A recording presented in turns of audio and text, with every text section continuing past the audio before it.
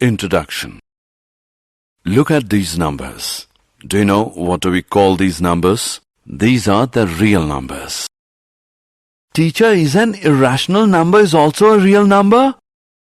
Yes, an irrational number is also a real number. A rational number or an irrational number is called a real number. Today we will learn more about rational as well as irrational numbers. Objectives. At the end of this lesson, you will be able to define irrational numbers, show whether the number is irrational or not, explain rational numbers and their decimal expansions, convert the rational numbers into decimal expansion. Revisiting irrational numbers. We know that rationals and irrationals together made up the real numbers. A number S is called irrational if it cannot be written in the form P upon Q, where P and Q are integers and Q is not equal to 0. Irrational means not rational.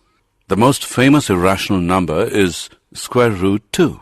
Other examples are pi, which is equal to 3.141592 and 0.1110111101110 and so on, etc.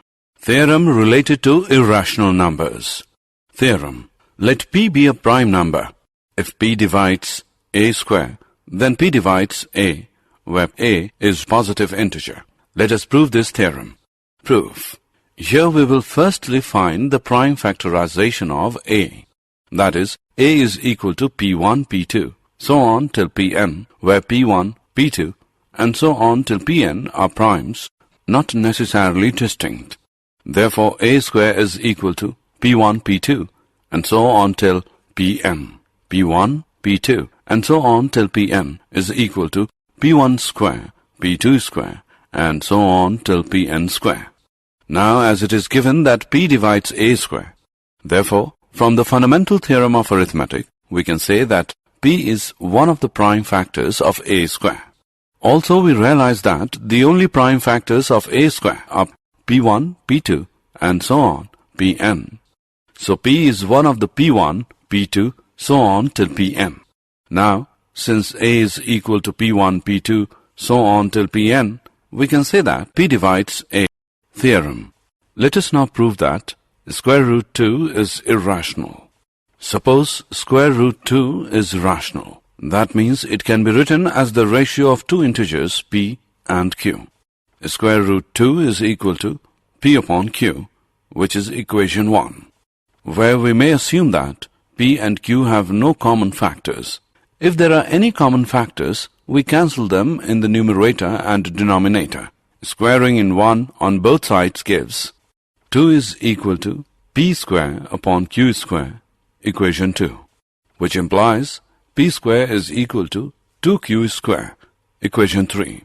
Thus, P square is even. The only way this can be true is that P itself is even. But then P square is actually divisible by 4, hence Q square, and therefore Q must be even. So P and Q are both even, which is a contradiction to our assumption that they have no common factors. The square root of 2 cannot be rational. Example. Let us solve an example now. Prove that 1 upon square root 2 is irrational. Proof. Let us assume to the contrary that 1 upon square root 2 is rational.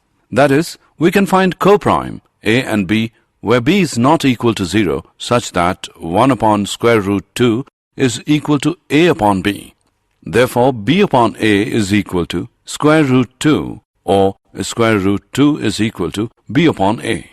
Since A, B are integers, we get B upon A is rational and so square root 2 is rational. But this contradicts the fact that square root 2 is irrational. This contradiction has arisen because our incorrect assumption that square root 2 is rational. Example. Prove that 7 square root 5 is irrational. Let us assume to the contrary that 7 square root 5 is rational.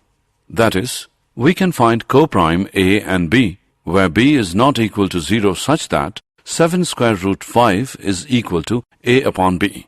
Therefore, A upon B upon 7 is equal to square root 5 or square root 5 is equal to a upon b upon 7.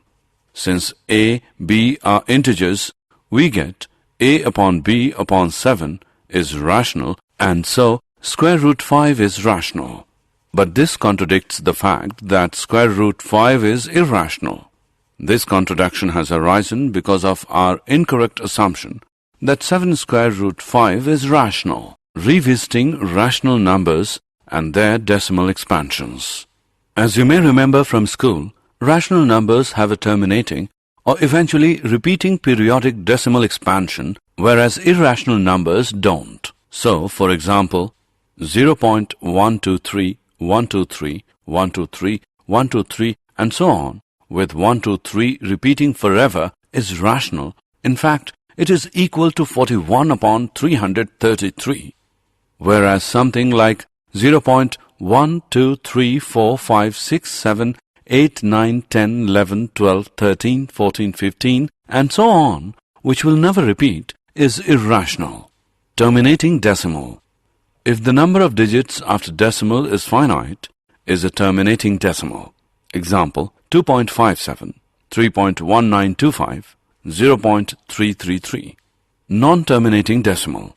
If the numbers of digits after decimal are infinite, then it is a non-terminating decimal. Theorem related to rational numbers and their decimal expansions.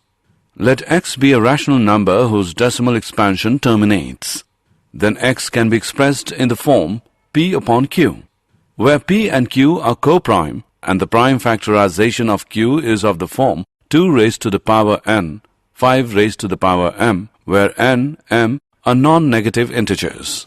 For example, 0.1837 can also be written as, we know that the rational number p upon q can be converted into decimal representation by using long division method by dividing p by q. Look at this example now.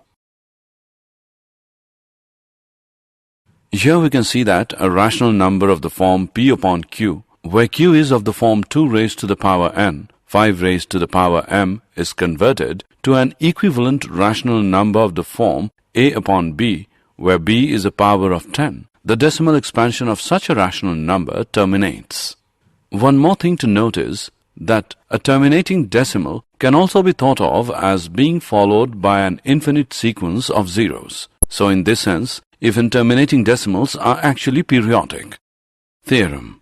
Let x is equal to p upon q be a rational number such that the prime factorization of q is of the form 2 raised to the power n, 5 raised to the power m, where n, m are non-negative integers.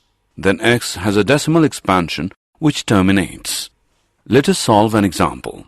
Without actually performing the long division, state whether the following rational number will have a terminating decimal expansion or a non-terminating repeating decimal expansion. 13 upon 3125. We can write it as 13 upon 3125 is equal to 13 upon 5 raised to the power 5.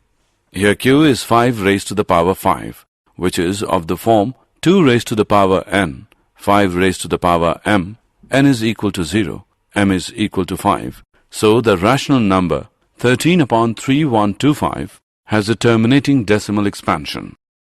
Let x equals p upon q be a rational number such that the prime factorization of q is not of the form 2 raised to the power n, 5 raised to the power m, where n, m are non-negative integers. Then x has a decimal expansion which is non-terminating, repeating, recurring.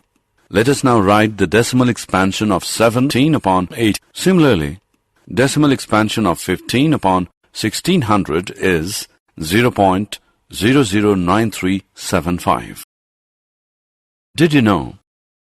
The word algorithm comes from the name of the 9th century Persian mathematician Al-Khwarizmi. Even the word algebra is derived from a book he wrote called Hisab al-Jabr wa al-Muqabala. Summary. Let us summarize what we have learned. Let x be a rational number whose decimal expansion terminates.